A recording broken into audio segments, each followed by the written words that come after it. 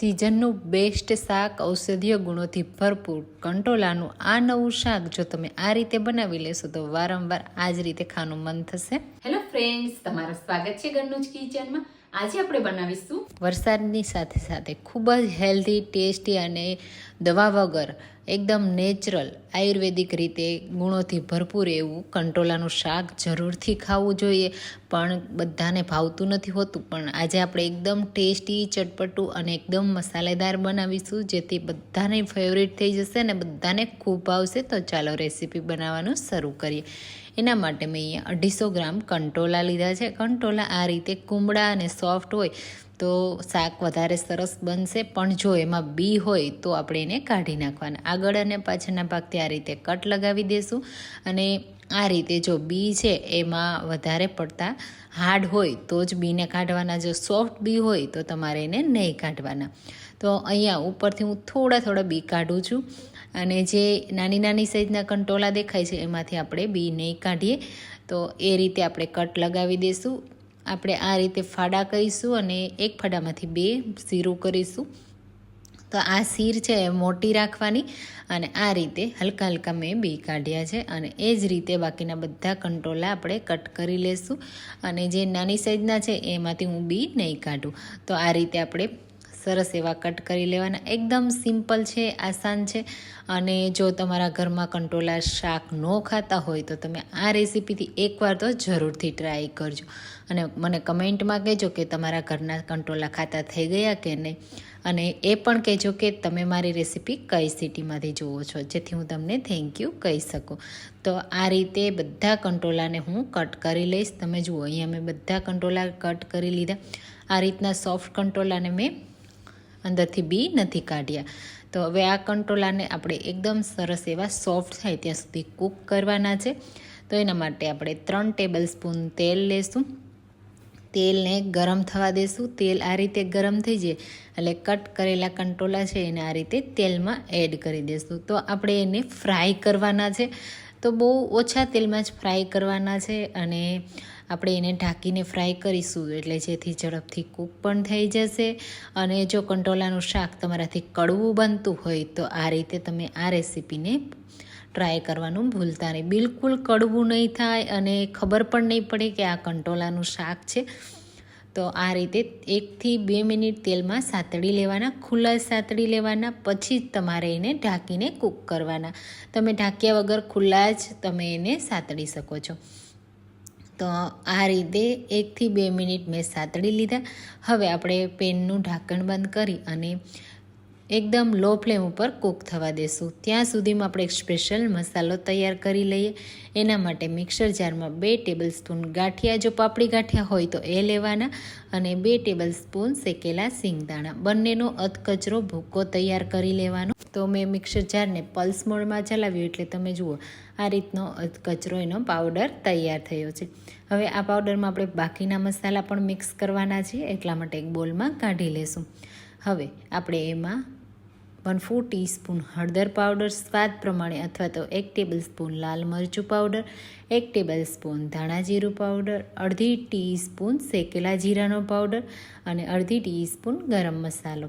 હવે સ્વાદ પ્રમાણે 1 ટેબલ સ્પૂન ગોળ એડ કરીશું. જો મીઠાશ પસંદ ન હોય તો ગોળને સ્કીપ કરી દેવાનું. અને હવે સ્વાદ પ્રમાણે મીઠું પણ એડ કરી દઈશું.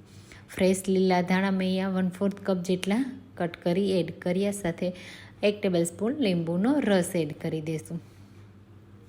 અને આ મસાલો એકદમ સુપર ટેસ્ટી બને છે અને મસાલેદાર શાક બનશે તો ખાવાની ખૂબ મજા આવશે.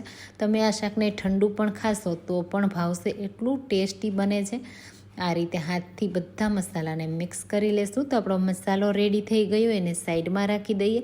ત્યાં સુધીમાં આપણા કંટોલા પણ હવે સોફ્ટ થઈ ગયા છે. તો આપણે ચેક કરી લઈએ.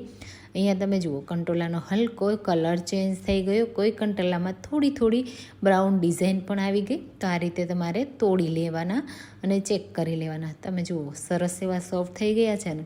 હવે આપણે આ જે કંટોળાની બધી સ્લાઇસ છે એને આપણે તેલમાંથી આ રીતે તેલની તારી અને બધી કાઢી લેવાની.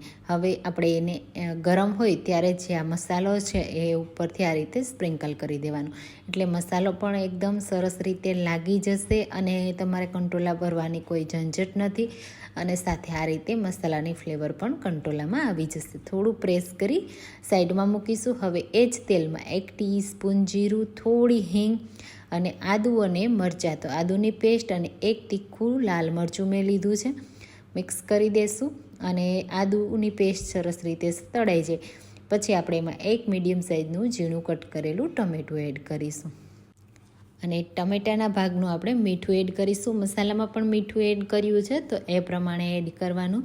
મિક્સ કરીશું અને ટમેટા સરસ એવા સોફ્ટ થાય ત્યાં સુધી થવા દેવાનું.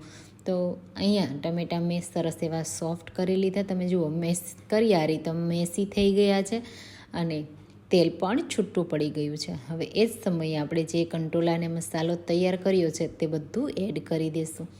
તો અહીંયા કોઈ પણ જાતના હવે આપણે એક્સ્ટ્રા મસાલા એડ કરવાની જરૂર નથી. થોડું મિક્સ કરી લેશું તો આ રીતે તેલમાં સરસ એવું સતળાઈ જશે અને જે મસાલો એડ કર્યો છે એ બધો મસાલો સારો એવો કૂક થઈ જશે.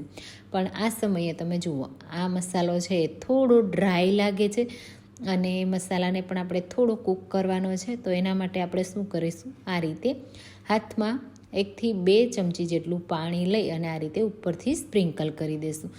એટલે જો આ રીતે પાણી એડ કર્યા પછી તરત જ આપણે ઢાંકી 2 મિનિટ માટે કૂક થવા દેવાનું.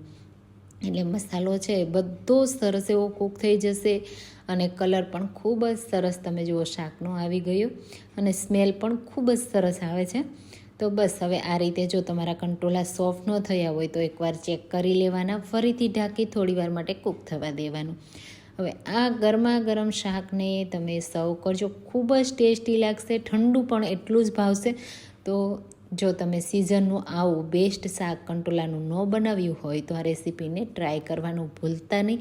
એકવાર આ રીતે તમે કંટોળાનું શાક બનાવી લેશો તો બાકીની બધી રીત ભૂલી જશો અને કંટોળા ભરવાની પણ ઝંઝટ નહીં રહે. તો ભરેલા કંટોળાના શાકને પણ ભૂલાવી દે તેવું આપણું એકદમ સિમ્પલ નવા મસાલા સાથે તૈયાર છે કંટોળાનું શાક. તો આ કંટોળાના શાકની રેસીપી તમને કેવી લાગી તે મને કમેન્ટમાં જરૂરથી કહેજો. જો તમને આજની મારી આ રેસીપી પસંદ આવી હોય તો મારી રેસીપીને લાઇક કરજો, શેર કરજો અને મારી ચેનલને સબસ્ક્રાઈબ જરૂરથી કરજો જેથી મારી નવી નવી રેસીપીઓ તમને મળતી રહે. ચાલો ફરી મળીશું. Thank you.